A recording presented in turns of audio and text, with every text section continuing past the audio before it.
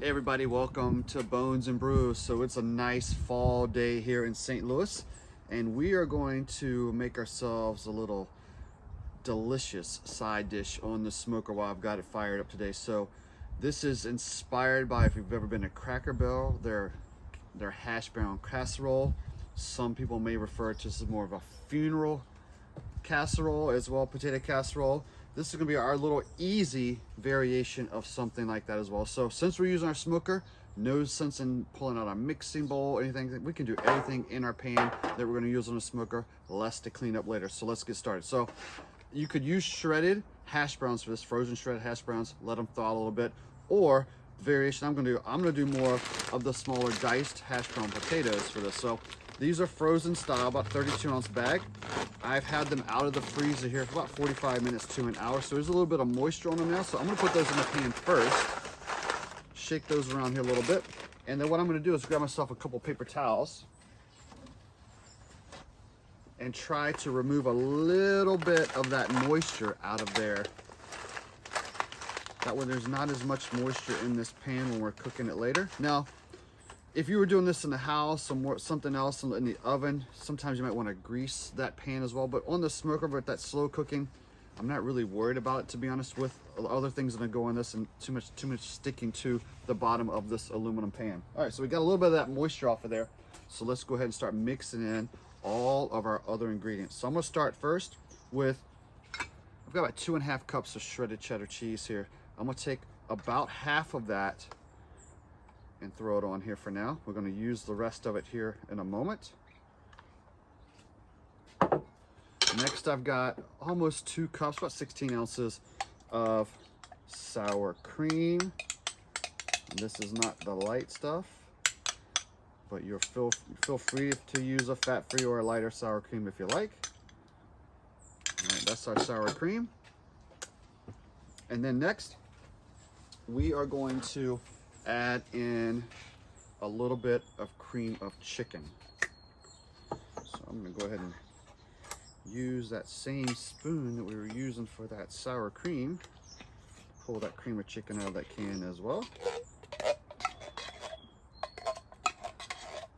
Ultimately what we're doing, we're just compiling everything in a pan, and I'll use my bigger spoon here in a moment, and we'll start mixing everything together.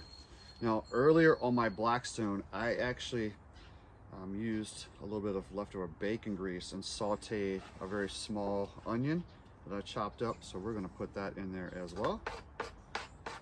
Figuring that bacon grease might give it a little bit of extra flavor that we might want.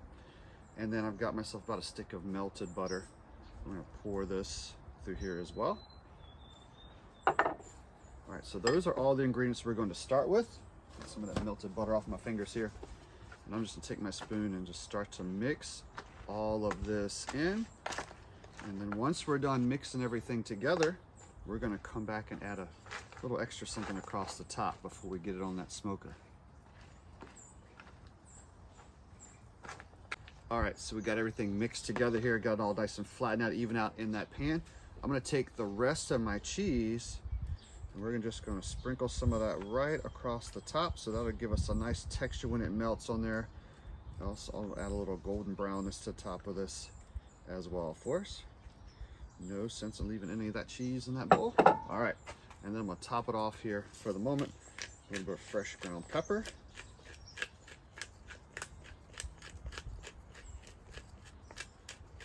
All right. And what I'm gonna do is, even though we're doing this on the smoker, I am gonna get a little bit of smoke flavor in there at the back end of this cook. For now, we are going to add a piece of foil on the top, cover it for about the first 35-40 minutes, and then we'll come back and remove that foil and let some of that smoke get in there and really finish it off on the other end. And we may even top it off with a couple extra surprise ingredients as well.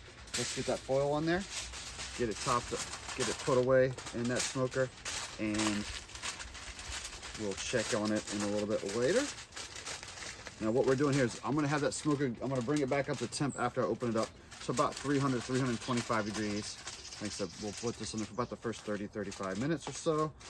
Come back and check it, and then at that point we maybe roll that foil back infuse a little more smoke. Let's get it on the Weber Smoky Mountain. All right, we pulled our pan off the smoker. Let's get that foil off of there.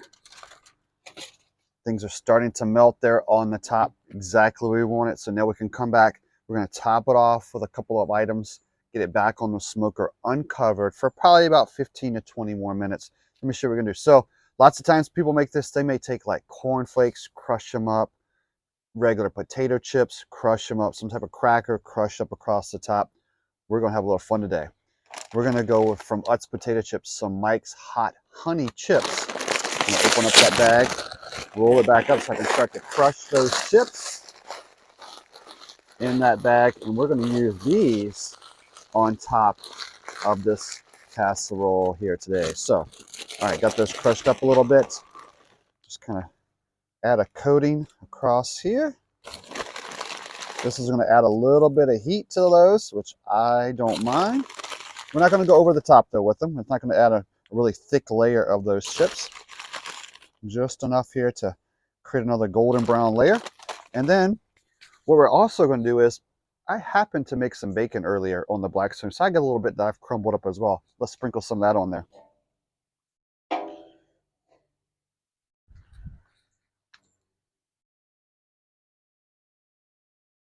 Woo. All right, friends, and this is still nice and warm, so we'll get those gloves back on. We're going to get it back on that Weber Smoky Mountain, uncovered this time, and let it go for about 20 more minutes.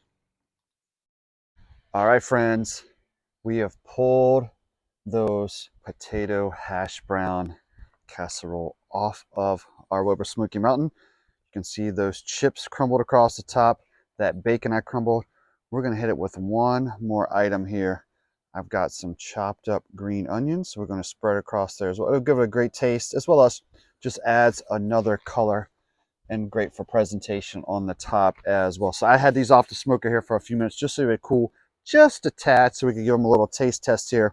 Let's run my spoon down the inside of this pan. I love it because nothing is sticking to that pan. Potatoes in there. I can see a little bit of onion, that green onion I had on top. I got one little piece of bacon. Let's give it a taste test.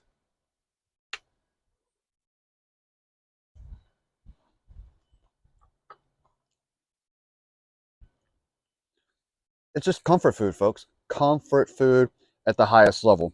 Those potatoes, amazing. I prefer using them this way, those diced potatoes instead of the shredded hash browns. But once again, you can do it any way you like. Cheese is spot on, just that sharp cheddar through there all the way through. And then add that layer of cheddar across the top. I love the texture of those Mike's Hot Honey style Utz potato chips. And once again, you could use any chip you want or any other type of crust layer you want across the top there as well. And of course, you can never go wrong with bacon.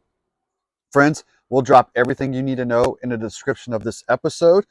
Remember to subscribe to our channel if you like what we're doing. We really appreciate when you do that. Like this episode as we enter the holiday season. Share this episode with friends as well on your social media accounts. Once again, there is that cheesy potato casserole. Thanks for watching.